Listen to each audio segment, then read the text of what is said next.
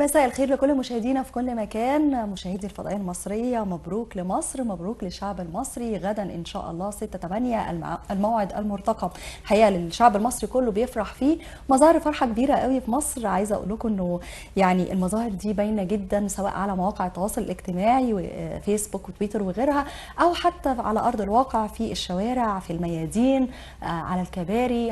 يعني الحقيقة مظاهر جميلة كلنا كنا مفتقدينها، والحقيقة بتبين انه قد ايه الشعب المصري رجع اجتمع تاني وحصل بينه توحيد وتوحد في او على ظاهره واحده وهي الفرح. ان شاء الله بكره افتتاح قناه السويس الجديده، كلنا منتظرين، مش احنا بس اللي منتظرين على المستوى المحلي والاقليمي بل على المستوى الدولي والعالمي. العالم كله بيشهد غدا ان شاء الله افتتاح قناه جديده، يوم مميز جدا بكره من الايام المميزه في تاريخ مصر، منتظرينه جميعا. هنشوف قد ايه مصر بتفرح، هنشوف قد ايه العالم بيفرح بمصر، هنشوف المردود لقناه السويس الجديده، سواء المردود الاجتماعي او الاقتصادي او السياسي، كمان حمايه قناه السويس الجديده للامن القومي سواء على المستوى المصري او العربي. كل ده بنناقشه النهارده. بيسعدنا ان انا معايا سياده اللواء طيار اركان حرب هشام الحلبي، مستشار باكاديميه مصر العسكريه. برحب بحضرتك يا فندم. اهلا بيك فندم. اهلا وسهلا. كنا الحقيقه الاسبوع الماضي مع بعض بنتكلم عن قناه السويس الجديده وافتتاح مشروع جميل الحقيقه اجتمع عليه قلوب المصريين جميعا، سواء في بدايته منذ ان اجتمعوا في جمع الاموال لحفر وبناء هذا المشروع، او فيما بعد خلال العام حتى في تم اداره بالفعل المشروع بالظبط وتنفيذه حتى تم بالفعل الحمد لله على خير. وشفنا كلنا السفن وهي ماشيه في القناه بشكل فعلي بعد ما كان البعض بيشكك فيها. النهارده بنتكلم وبنستكمل حديثنا عن المردود الاجتماعي والاقتصادي والسياسي وعدد كبير من المردود بالنسبه لمشروع قناه السويس الجديده. لو بدانا بالمردود الاجتماعي نقدر نقول ايه؟ المردود الاجتماعي طبعا يعني هو المشروع مشروع اقتصادي اساسا، لكن الحقيقه بعد ثورتين شايفين المنطقه كلها حوالينا في دول الحراك الاجتماعي داخل هذه الدول سلبي، وفي يعني تناحر ما بين بعض فصائل المجتمع داخل بعض الدول. كان نظرة العالم للشرق الأوسط نظرة مش مريحة لما تلاقي إن في هذه المنطقة وفي هذا الحراك الاجتماعي السلبي شعب مصر بيلتف اجتماعيا حوالين مشروع وحوالين قيادة سياسية. فده كانت نقطة كويسة جدا بالنسبة للشعب المصري ونظرة العالم لينا. وكان الحقيقة يعني ده وضع طبيعي إن بعد ثورتين والناحية الاقتصادية ناحية صعبة، فكان إن المصريين يدفعوا في حدود ال 64 مليار جنيه في خلال اسبوع او 8 ايام. فده برضو ادى مردود، لان الفلوس دايما يعني خلينا نتكلم بواقعيه، انا مش طلع فلوس واروح لمشروع بهذا الحجم من الناس اللي طلع والكم الكبير ده من الفلوس الا وانا في اقتناع طبعا في ظل ظروف اقتصاديه صعبه. يعني الظروف ما كانتش كمان تشكيك من البعض، كان البعض بيشكك كده في المشروع يعني كان الظروف الاقتصاديه صعبه في البلد وعند الناس، ومع وجود تشكيك ومع وجود الجو العام في المنطقه كله يعني في الكثير من السلبيات. في الجو ده كله المصريين طالعين بيقدموا فلوس مبلغ ضخم جدا لحفر قناه السويس. فده غير نظرة العالم بسرعة لمصر وللشعب المصري والتفاف حوالين القيادة السياسية. فكان ده الحقيقة يعني أحد المردودات الاجتماعية الإيجابية القوية جدا اللي خلت ثقة العالم في المصريين وفي القيادة المصرية وفي الاقتصاد المصري بتزيد بصورة عالية جدا. يعني صورتنا قدام العالم الحقيقة كانت المردود الاقتصادي الحقيقة مش بس على مستوى مصر، بالتأكيد على مستوى عالمي كمان. هنتكلم عنه باختصار لأن طبعا المردود الاقتصادي يعني ده محتاج حلقات. طبعا هو المردود الاقتصادي يعني معروف ايه هو، لكن انا شايف ان المشروع ده مشروع ضخم ودير بصورة محترمة ومحترفة. تمام. يعني لما كل دراسات الجدوى بتقول من 3 ل5 سنين، وبعدين لو هيتعمل على اقل يبقى 3 سنين، لما يتعمل في سنة بصورة محترفة جدا، فبالتالي ده نموذج مثالي جدا لكيفية إدارة المصريين لمشروع اقتصادي ضخم. وما بتدروش شركه اجنبيه.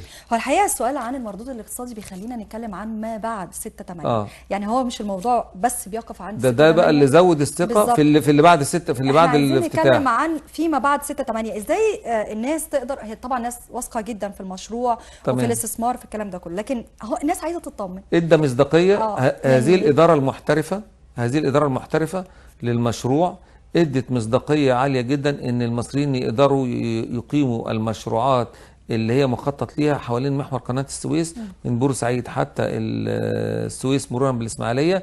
والمشروعات دي متعدده جدا، هتخلي المنطقه زي هب او تجمع عالي جدا لكل ما يتعلق بشركات الملاحه وخدمات السفن، على اساس ان ده يبقى يعني نقطه جاذبه جدا للمستثمرين والاستثمار.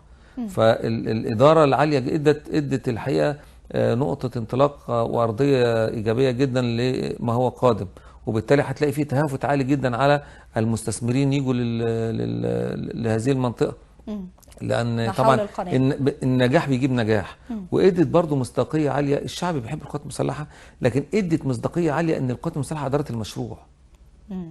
يعني كون ان القوات المسلحه تشرف على حفر هذا المشروع باقتدار عالي جدا بواسطه شركات مدنيه، يعني الحته دي مش شفناش في العالم. يعني قوات مسلحه بتستخدم القطاع المدني في الدوله لانجاز هذا المشروع في جدول زمني وبصوره يعني اداره عاليه جدا محترفه، ادت عائد ومردود عالي جدا. برضه بالمناسبه دي عايزين نشكر كل جندي وكل شخص الحقيقه ساهم في حفر وبناء القناه، لان احنا في البيوت وفي الظل ومش قادرين على حراره الشمس وحراره الجو. طبعا كل الناس عارفه حراره الجو عامله ازاي، ما بالك بقى حضرتك يعني الناس اللي دلوقتي اللي في اشتغلوا ليل نهار في المشروع وما زالوا مستمرين. بصراحه يعني الله يكون في عونهم. ما دول احفاد اجدادهم اللي حفروا وكانوا بيحفروا في ظروف اصعب من دي الحقيقه، ومات منهم حوالي 120,000. فبالتالي يعني ده مش غريب على المصريين. يعني جيل بيسلم جيل زي ما بنقول. بنوجه لهم التحيه والشكر. شكرا جزيلا بجد. قد ايه الشعب المصري كله بيقول لكم يعني اجمل تحيه ليكم كلكم، وربنا يقويكم على اللي انتم فيه، لان احنا حاسين بيكم قوي الحقيقه. هنتكلم عن مردود مهم جدا، وهو المردود العسكري والامني، وخاصه ان بالتاكيد قناه السويس الجديده ليها دور كبير قوي في حمايه الامن القومي سواء على المستوى المصري او العربي. كان طبعا القناة كانت مسار يعني حفرها وافتتاحها واحتلال سيناء وانتصارنا، كان القناة قاسم مشترك في كل الكفاح المصري. العالم كله باصص لهذه المنطقة، وبالتالي لما احنا هنعمل المشروع ده ان شاء الله يكتمل بالمحور كله، فاذا جزء كبير من استثمارات العالم ومصالحه بقى مرتبط بالمنطقة. ارتباط جزء من مصالح العالم الاقتصادية على وجه التحديد بالمنطقة هيخلي العالم كله يساعد على استقرار المنطقة. يعني لن يقبل العالم كله، يا مصر مسيطرة على أمنها القومي وبتساعد فيه بصورة إيجابية عالية جدا من جميع المجالات، لكن العالم كله هيبقى عنصر مساعد جدا للأمن القومي المصري نظرا لارتباط مصالحه بهذه المنطقة. لأن زمن الإبحار لما يقل 10-11 ساعة، يعني معنى كده ببساطة شديدة جدا السفينة اللي كانت بتمر هتوفر الزمن ده، شوفي في السنة هتوفر قد إيه. إذا شركة الملاحة حتى البسيطة قوي اللي عندها عدد محدود من السفن هتعمل السفينة كذا رحلة إضافية نظرا لهذا التوفير. إذا ارتبطت مصالح الشركة دي والدولة دي بمصالح هذه المنطقة، ولن يقبل العالم أن هذه المنطقة يمسها أي شيء من عدم الاستقرار. وده في الحقيقة ذكاء وإضافة عالية جدا للأمن القومي في كل أبعاده. لما بنتكلم على الاستقرار بالتأكيد بنذكر الإرهاب، طبعا أكيد في حرب على الإرهاب بشكل مستمر. عايزين نتكلم عن تأثير قناة السويس الجديدة في أو على الإرهاب، على خاصة الإرهاب اللي موجود في سيناء، لأنه في أكيد في علاقة وطيدة. دلوقتي الإرهاب ليه أسباب كثيرة، منها العامل الاقتصادي، لأن أنا لو مش لاقي شغل أو مش لاقي يعني عمل بمرتب يناسب احتياجاتي ورغباتي وطموحاتي وتطلعاتي، أنا ممكن أتخذ في اتجاه تاني بعض الناس. فوجود هذا المشروع قريب جدا من سيناء بكل أبعادها وبكل الأماكن اللي موجودة فيها، ده هيدي فرص عمل عاليه جدا لاهل سيناء وبقيه طبعا المنطقه وبقيه المصريين. واول مستفيدين انا في تقديري هيكون اهل سيناء. وبالتالي البعد الاقتصادي الايجابي للمشروع لاهل سيناء هيعمل بصوره عاليه جدا على ان الارهاب ده يقل، اضافه الى التعامل الامني معاه. تمام. لأن التعامل طبعا مع الإرهاب هو ليه يعني أبعاد كثيرة يجب أن يعني يتم العمل فيها متوازية مع بعض. البعد الأمني شغالين فيه بصورة كويسة ومحترمة، في البعد الفكري ربنا يقدر الأزهر عليه، والبعد الاقتصادي إن شاء الله المشروع ده في علاقة وطيدة يا فندم ما بين البعد أو المردود الفكري والمردود الأمني والمردود أكيد طبعا هم يعني كلهم متشابكين. الاجتماعي. يعني هم طبعا الارهاب ليه اسباب كثيره، كل الاسباب دي متداخله ومتشابكه مع بعضها، احنا بس يمكن بنفصلها لسهوله الفهم. لكن عشان احارب الارهاب لازم امشي في الاتجاهات كلها مع بعضها. فبالتالي من اهمها لكن طبعا بالتأكيد الاقتصاد. في فرق ما بين المردود العسكري والمردود الأمني. يعني ده لا يعني أكيد في فرق بين الاثنين، صح؟ يعني نوضحه. الاثنين صحيح، العسكري والامني قريبين من بعض، لكن في النهايه هو تعامل مع الجماعات التي تحمل السلاح. ما هيتعامل معاها بالسلاح، واحد جايب اسلحه جيوش ومهربها يعني يهدد المدنيين وبيحاول يهجم على بعض النقاط الخاصه بالقوات المسلحه، فبالتعامل معاه بصوره حاسمه بواسطه القوات المسلحه او الشرطه، ده التعامل العسكري وامني. تمام. نيجي بقى لأهم حاجة في الموضوع اللي هو يعني ممكن يكون مبني عليه حاجات كتيرة قوي، وهو التأثير الاقتصادي، وده هيجي من خلال الاستثمار حول القناة أو كمشروعات على مترتبة أو مبنية. تنمية المحور. بالظبط. تنمية المحور لا يقل أهمية عن حفر القناة. تمام. حفر القناة يعني مهم جدا، وكان تحدي عالي، تحدي للزمن اللي اتبنت فيه، تحدي لكل الخدمات اللي هتعدي من تحت القناة علشان تروح لسينا. لكن تنمية المحور كله ده برضو تحدي كبير جدا ومتخطط له بصورة محترمة، وإن شاء الله هيتم بصورة محترفة زي ما القناة تمت بصورة محترفة. تمام. كان الرئيس عبد الفتاح السيسي ذكر وأكد إنه ملكية القناة وملكية الحفر وملكية البناء كل ده ملك المصريين. بالنسبة للاستثمار بقى، عايزين يعني نستغل فرصة مشروع قناة السويس الجديدة في حاجة مهمة قوي، وهي جذب الطيور المهاجرة.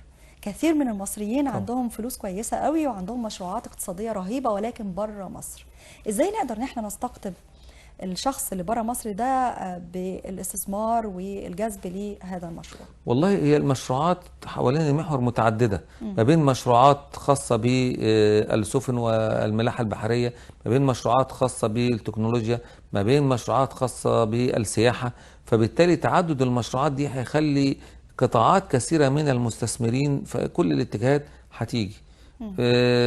يعني السؤال، هل من الممكن إعطاء ميزة للشركات المصرية بالظبط، او المستثمرين المصريين؟ انا عايزه اسهل لهم المأمورية بالظبط كده، بحيث زي ما حضرتك قلت يعني دلوقتي هنسهل لكله، بس ده يبقى ليه أولوية. يعني أولوية.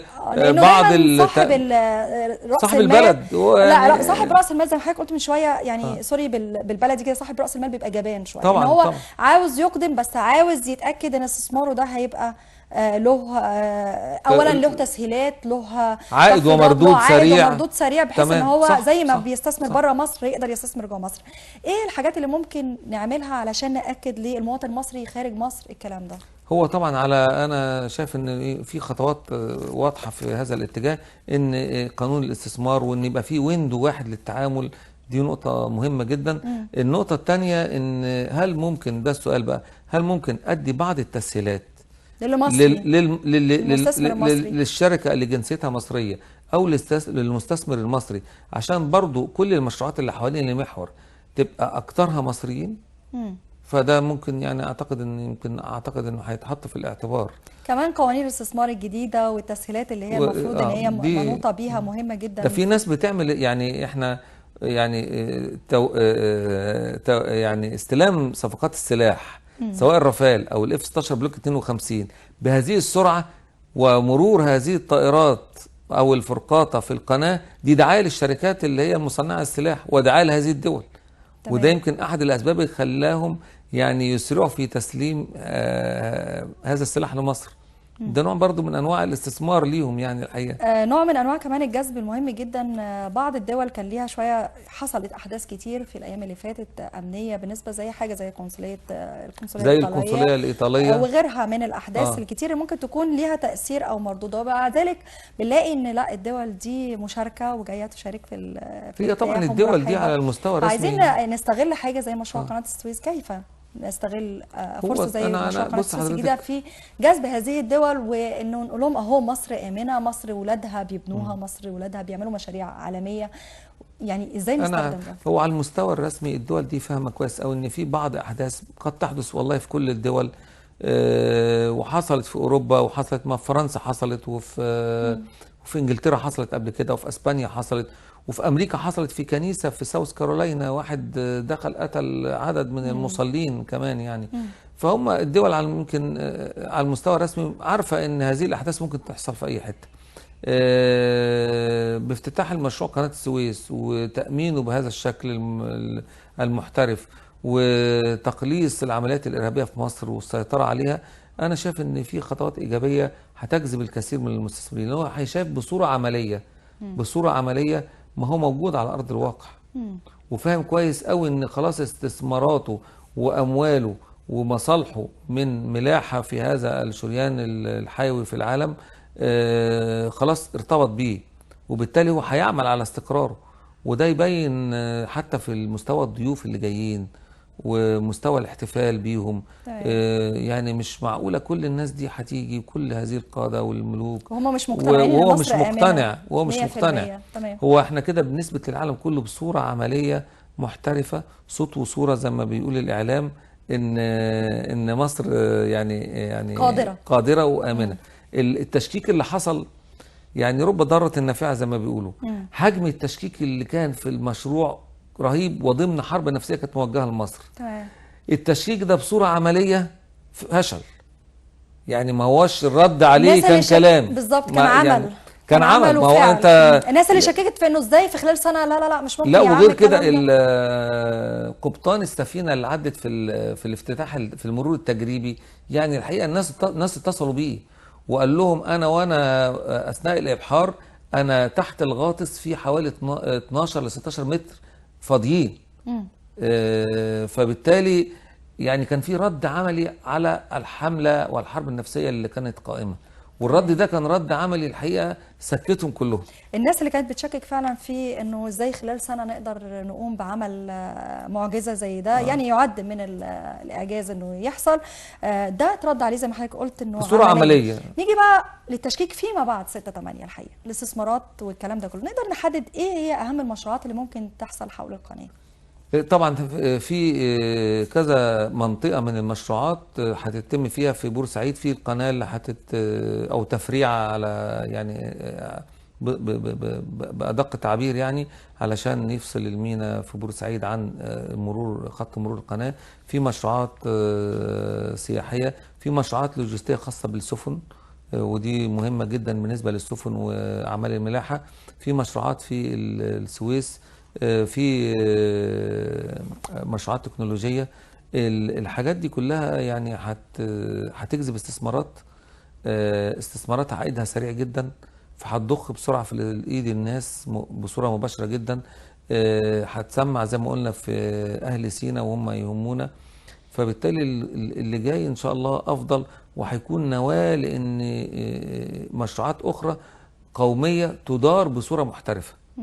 يعني احنا قدرنا ندير مشروع بصورة محترفة، فأنا متأكد أن المشروعات القادمة الكبرى هتدار بصورة محترفة، وأنا في تقديري أن في مشروعات أخرى يعني كبرى سيتم الإعلان عنها. تمام. التاريخ المعاصر مليء بالأحداث التي تخص القناة، سواء قناة السويس القديمة الأصلية أو قناة السويس الجديدة. عايزين نتكلم عن أحداث كده تفكرنا وأجدادنا، ما ننساش يعني الناس اللي هي قامت بالأصل، صح والناس صح هنربطه بالناس اللي هي دلوقتي بتقوم بالفرع. ما ننساش يعني، أنا مش هخش في التاريخ قوي عشان الوقت وكده. أنا 56 لما أممنا القناة واتسحب كل المرشدين الأجانب، تمام، هذا التأميم وسحب المرشدين في يوم وليلة، وإن مصر تدير الملاحة في القناة بواسطة مصريين، ده في حد ذاته تحدي عالي جدا، واثبت برضو للعالم كله ساعتها ان احنا قادرين بالمرشدين المصريين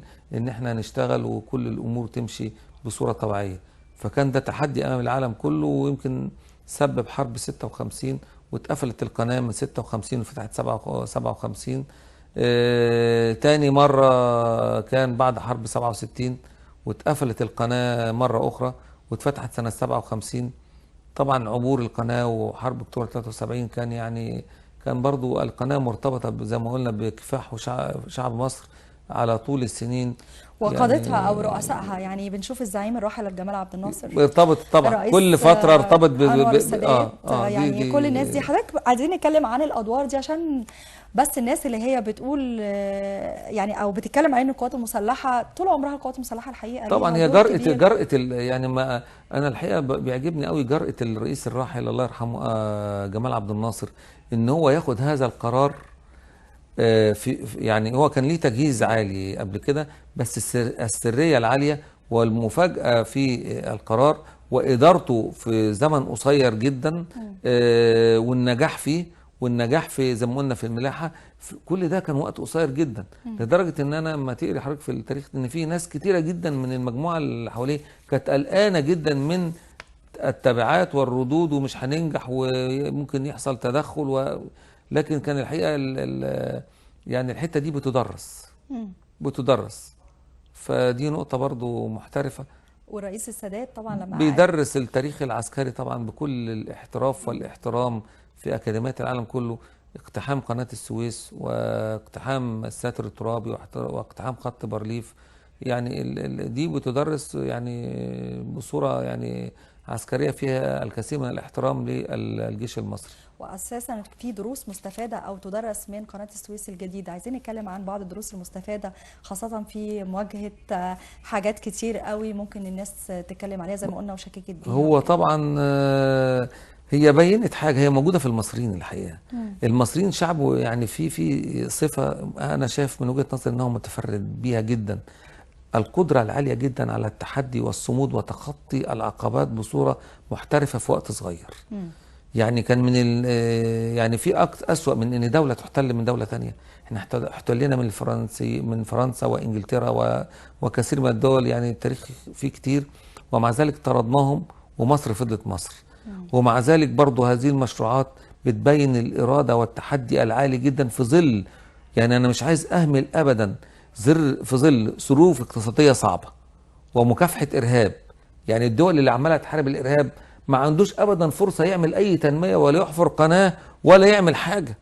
فكون ان انا ولا يعيشوا العيشه العاديه، يعني ولا يعيش العيشه العاديه الطبيعيه كده في يعني مش عايشين. انا هقول ان كان امل اي دوله انها بتكافح الارهاب ان مواطنيها يعيشوا عيشه طبيعيه، بس يعني ينزل الشارع ويقضي كل يعني مصالحه اليوميه وشغله. لكن كون ان انا بعمل قناه واحفرها وانمي المحور وانا بحارب الارهاب اللي بينه وبين القناه 150 كيلو 160 كيلو وبفتتحها ورؤساء العالم وملوك العالم يجوا، والموضوع ده موضوع محترف ما حدش قادر. هو الحقيقه سبق ده الحقيقه حاجات كتير زي مؤتمر شرم الشيخ الاقتصادي وغيره طبعا وغيره. في محطات كتير ومحطات كثيره الحقيقه ثبتت، والحقيقه كلها بتبين انه الحاجات دي مش مجرد بس مشروعات اقتصاديه او كده، هم دول المصريين زي ما بيقولوا بالظبط مرتبطه بكفاح الشعب المصري. واحنا بنرجع تاني وبنشكر كل من ساهم أتمنى سواء بالمال او بالجهد او بالعرق او اتمنى ان المستوى اللي احنا طلعنا له، حتى والله بقول مستوى طلعنا له من حسن الإدارة والنماذج المحترمة اللي قدامنا، وحتى الفرحة اللي وصلنا لها تثبت إن شاء الله ما تنزلش. تمام، بشكرك جدا جدا سيادة اللواء طيار أركان حرب هشام الحلبي ومستشار بأكاديمية نصر العسكرية. شكرا جزيلا على وجودك معنا النهارده في ألف شكر. الاستفهام.